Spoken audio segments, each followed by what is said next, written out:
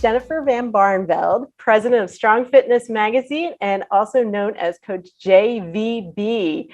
Jennifer, thanks so much for taking the time out to talk. Do you want to tell everyone a little bit more about yourself? Hi, Jackie. Thanks so much for having me today.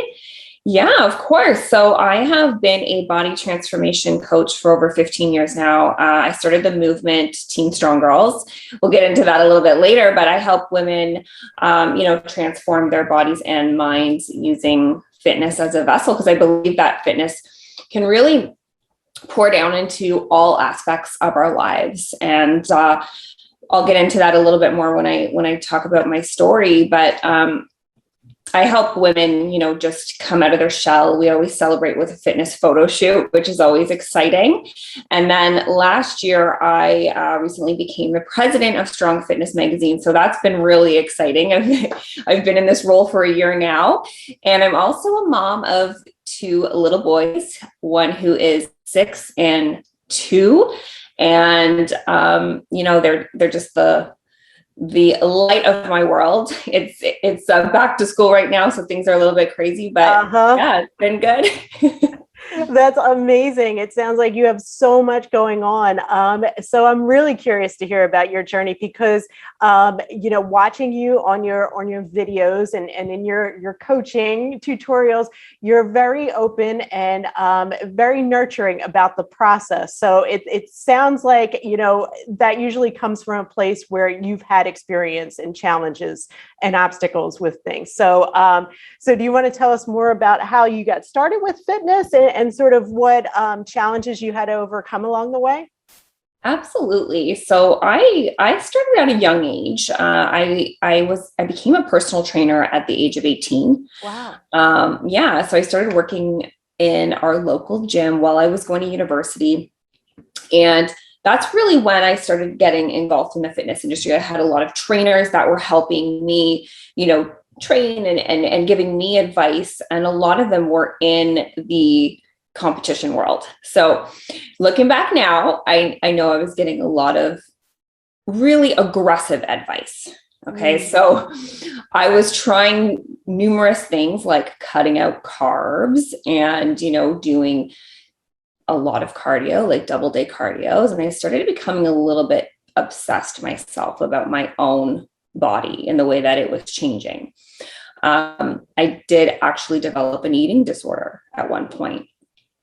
I remember specifically one time I was training a client and I fainted on the gym floor. And at that point, that was like my aha moment. It was my wake up call because, I knew I wasn't healthy. And I felt like a total fraud because I was actually, preaching health and fitness and, eating right and taking care of your body. And I was probably the most unhealthiest person there.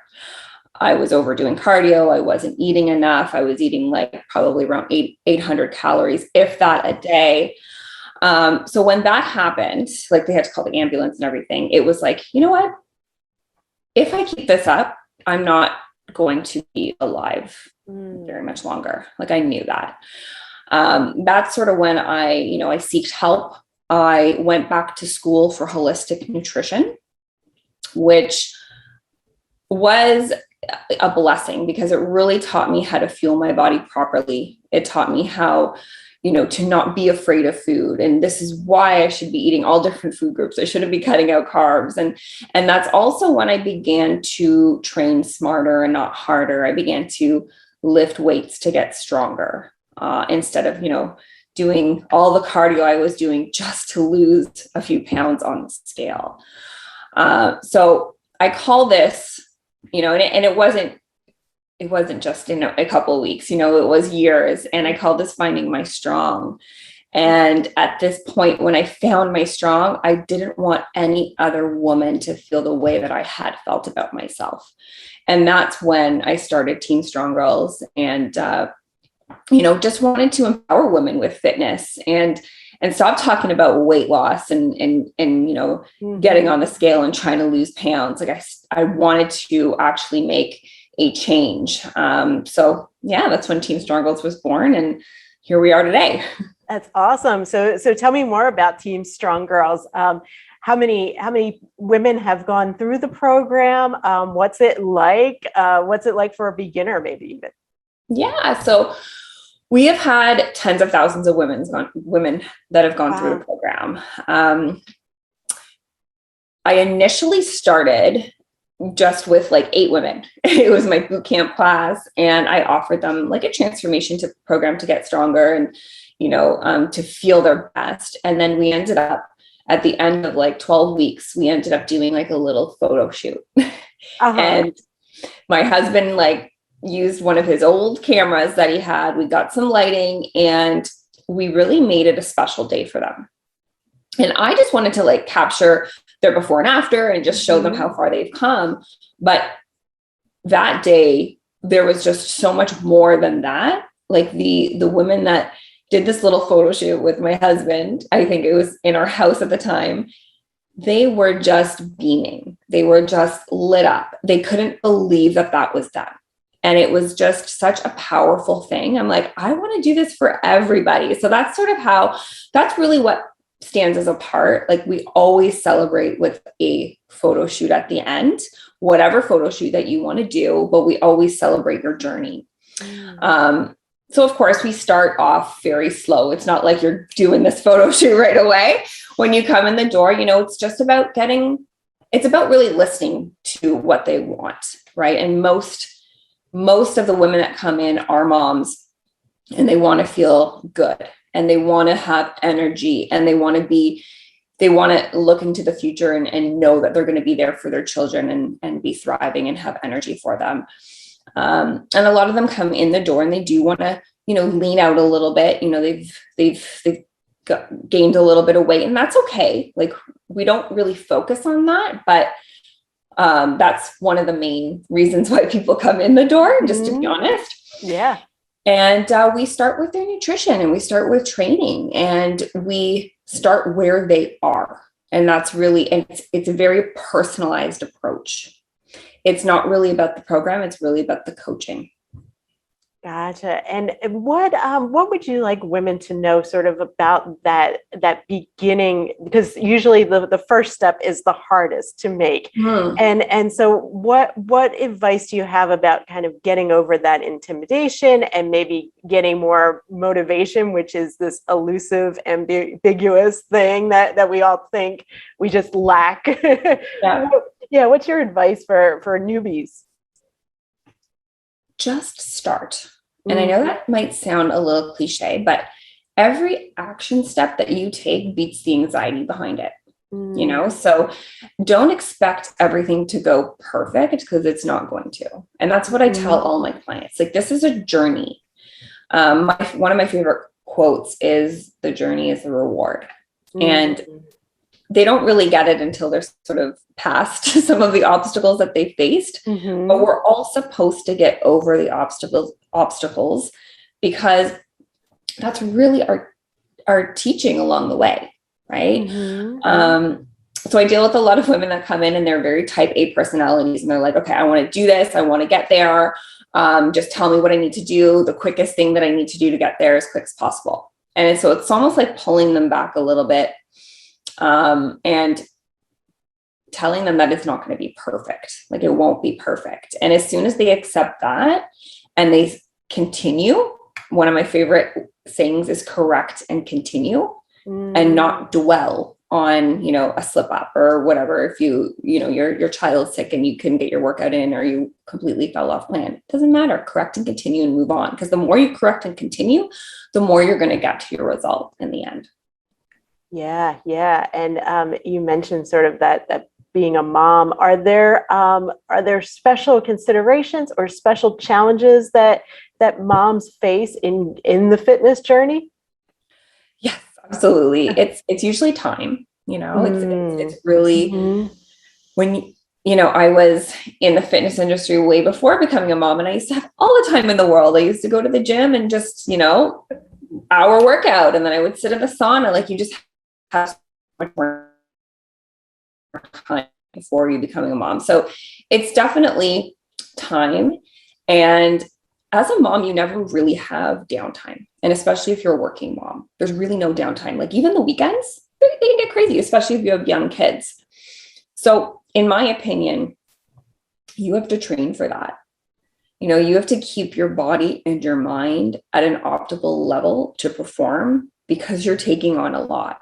So I am very aware of mom schedules, especially if you're working mom. So, I don't ever prescribe a workout any longer than an hour. Like it's usually between that like 30 to 40-minute mark. We're eating food that the entire family can enjoy. So you're not eating separately from your family. So it's a program that can really be integrated in your life. Of course, any change takes a little bit of extra time because it's new, but as soon as you start the food prep, as soon as you start to get those workouts in and realize that you're feeling so good, you're going to keep it up. You're going to start to realize that you're having more energy, you're having better sleep. And these are things that you need to do for yourself when you're a mom. Yeah, totally. You mentioned the idea of the cardio heavy workouts and then kind of integrating more strength training. How do you describe your coaching and your workout kind of regime and routine? Yeah, so I'm a big believer in strength training first. So whenever I prescribe a program or when I'm like my own programs will always have strength training as the main point. So I typically will strength train around 4 times a week, 30 to 40 minutes. And then I will do some cardiovascular work, like heading outside. I don't love cardio machines. I don't know who does. I think they're sort of a big waste of time. But like heading out for a walk or doing like, 12 minutes of HIIT, to get a lot out of those in the less amount of time. Right. So usually my programs are around the weight training 4 times a week, and then followed by some cardio a couple times a week, and then active rest days. So getting outside with your kids, doing something fun. Do you still encounter some resistance to that, particularly with maybe clients that are motivated to lose weight and they're like, no, I don't want to bulk up. I want to lose weight. I need cardio heavy workouts. Yeah, sometimes people will still say that. I do a really good job or my team does a very good job of sort of setting the tone before someone works for us, right? So all of our social posts are very much informative about, why weight training is actually better for weight loss. Right. So when you weight train, you're gaining lean muscle, and the more lean muscle that you're gaining, the more fat that is naturally burning on your body all the time. Right. So, and it's also really a case by case basis, because if somebody that is, over, let's say 250 pounds hasn't really worked out before, then we would get them doing some cardio at first just to get the, blood flowing and that sort of thing. But we really always want to move towards weight training because that's really where you're going to see the most results. You're going to see your body tighten up the most. What is your approach to nutrition, the nutritional component, and what supplements do you like to work into your routine and also that of your clients? Yeah, so food is always first in my books. So we always work with the food first. I like if somebody is coming into our world and wanting to lose some weight, we will do like a caloric deficit, but not an extreme one. Okay. So I'm figuring out a caloric deficit, either like 10 to 12 times their body weight. We always get them to follow the nutrition protocol for 2 weeks, and then they're checking in with their coach so we can, get their biofeedback and see how they're responding. I'm a big believer in whole foods. So about 80 to 90% of your diet is whole foods. And we believe in all food groups. So carbs, good fats, and protein, of course. Most people are under eating protein. So as soon as we do raise that macronutrient, they do feel full, even though they're on a caloric deficit because they're not used to eating all that, whole food. But we like the diet is always compromised of a very even split of protein, carbs, and fats, mostly whole foods. And then we have a lifestyle approach. So they have a couple free meals per week that they can use on their families, anything that they want, that they're craving. We usually say to save it for like, a family get together, barbecue, wedding, that sort of thing. But like I said before, our plan is whole food based. So the entire family can enjoy, like, it's not just shakes or, food that you have to buy from somewhere else. It's food that you're preparing for yourself. That's a whole food that your entire family can enjoy. For supplements, I keep it pretty lean. I love a good protein powder because, again, most people are under eating protein. So it's a really good supplement to have as a convenience item, especially after a workout. You're going to get roughly 20 to 30 grams of protein there that's drinkable and easy when you're starting off on a plan and you're not used to eating a lot of protein. Love omega-3s. It's my secret weapon for healthy hair, nails, and skin. And it's also very good for brain health. So, keeping your moods at a good level. And then, just aiding in brain nutrients. And then I always do a vitamin D in the wintertime. And I'll usually do either a multivitamin or I get my levels checked, like my blood work done. And I work with a naturopath, and then she'll let me know, whatever you're lacking in to add a little bit more in supplementation. And I do suggest that my clients do the same, especially if they're feeling really fatigued and there's other issues going on. I always get them to get some blood work done so we can, help supplement them from there. Very cool. Is there a common mistake that you see often with clients in terms of nutrition, or maybe a belief system and an approach to food that you just wish that everyone could learn and just stop doing? Yeah, that's like the no carbs. Like we need carbs for fuel. You really do. So I see a lot of people doing like very low carb diets, and then they're also trying very high fat diets, and they don't really have any reason behind it other than fat loss. And in my opinion, it's like, can you see yourself eating this way for the rest of your life? And if you can't, why are we doing it now?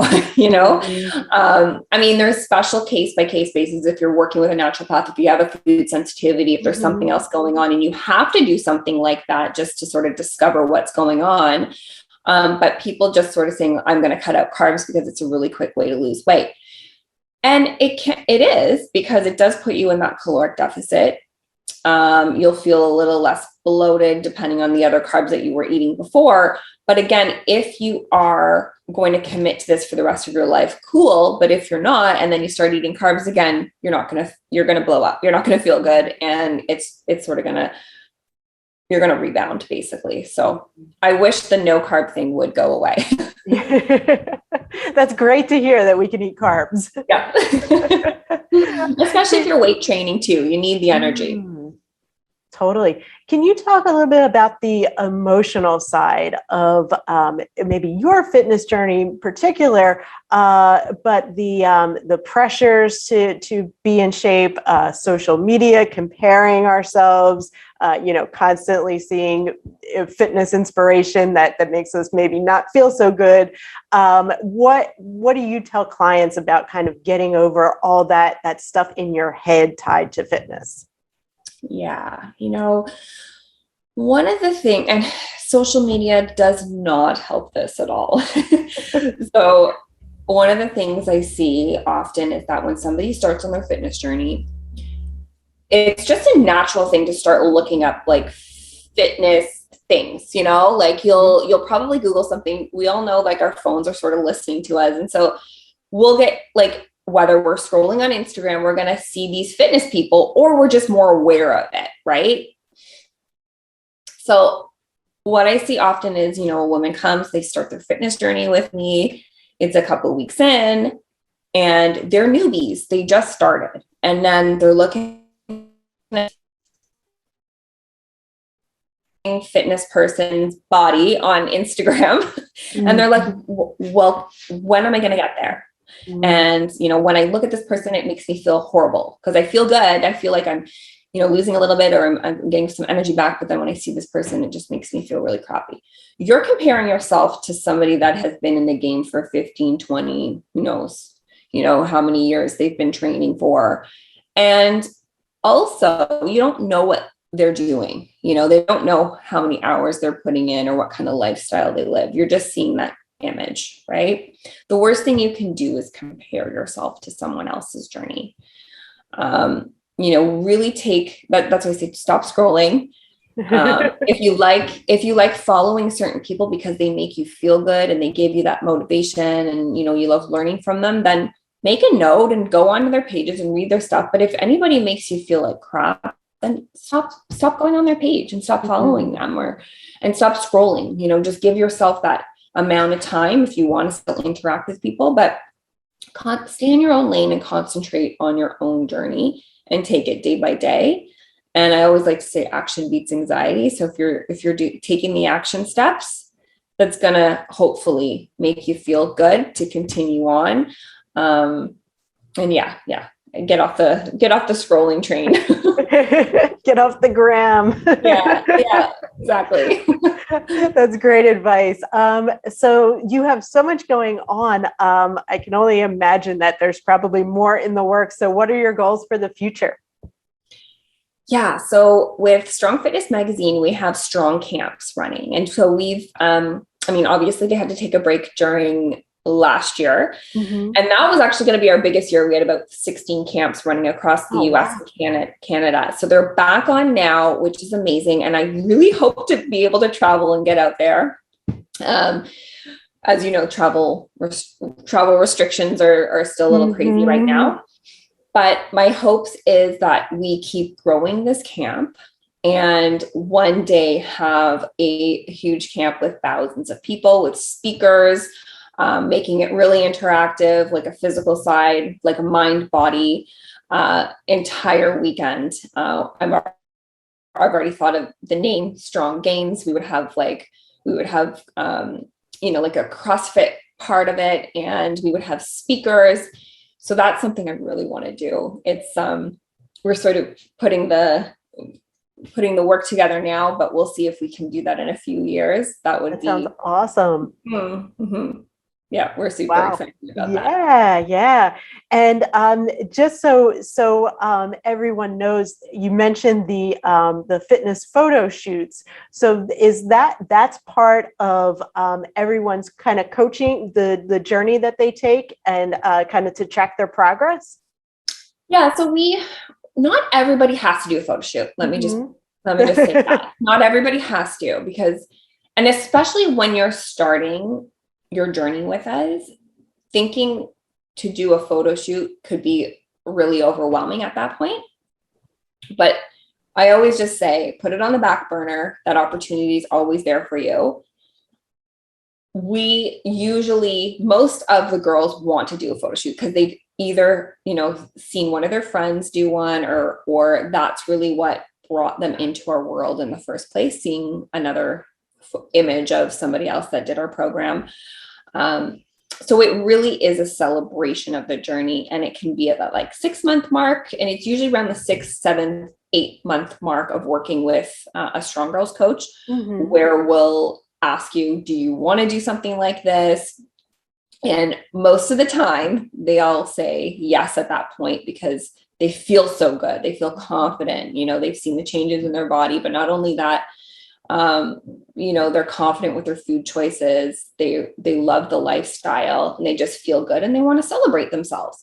So at that point, then we will book them a photo shoot and celebrate together. And yeah, it's so cool. Fantastic. I've been there crying because women have seen themselves and just I didn't know that I could ever look like this. And so many moms, you're a mom, right? Or you're a mom. After you have kids, you sort of lose a little bit of yourself, like maybe that sexy side or, the confidence maybe dwindles a little bit because you're putting so much into your kids all day long. You sort of forget about yourself. So we have a lot of moms that come in and that they do it for themselves. And when they see themselves in the camera that day, it's a very emotional. It's very emotional. It's pretty awesome. And they're just so proud. They leave with thousands of images that they're showing their kids and their family. And wow. Yeah, it's pretty awesome. Yeah, that's so cool. So I'm curious to learn, what is something that would surprise us to learn about you? Oh, that's a good question. Well, I'll talk about something that we're doing right now. Okay. We've decided that we're moving to Florida. Oh my goodness. Yeah. Wow. I can't even believe I'm saying this out loud. Breaking news right here. Yeah. It's our family's all here, but my husband's always wanted to move to the States. And I think just with after COVID and everything and all the challenges that went with it, I finally just said, let's do it. Wow. And so we are in the process of getting our E1 visa right now and seeing where that goes. I know it could, take up to a year, but I'm like surrendering and just like taking this adventure with him. Right. And we have 2 kids, and it's crazy that we're going to like just get up and move. But, we've talked to our families about it, and they're going to come and visit, and we're always going to come back for the holidays. And I'm really excited about this new adventure, and it's another opportunity to grow strong camps as well. So awesome. That's so cool. And like, it sounds very exhilarating. At the same time, it's probably very scary. Like there's so much. Yeah. Wow. Super scary for me. I love my family, and I think any change is scary, but we're going to do it. Cool. You only get one life, right? That's right. Yeah. So what is your favorite cheat day food if you do a cheat day? Yeah. So I'm a very balanced person. I don't really measure my food that much, or, I'm just make sure I hit my protein requirements in the day.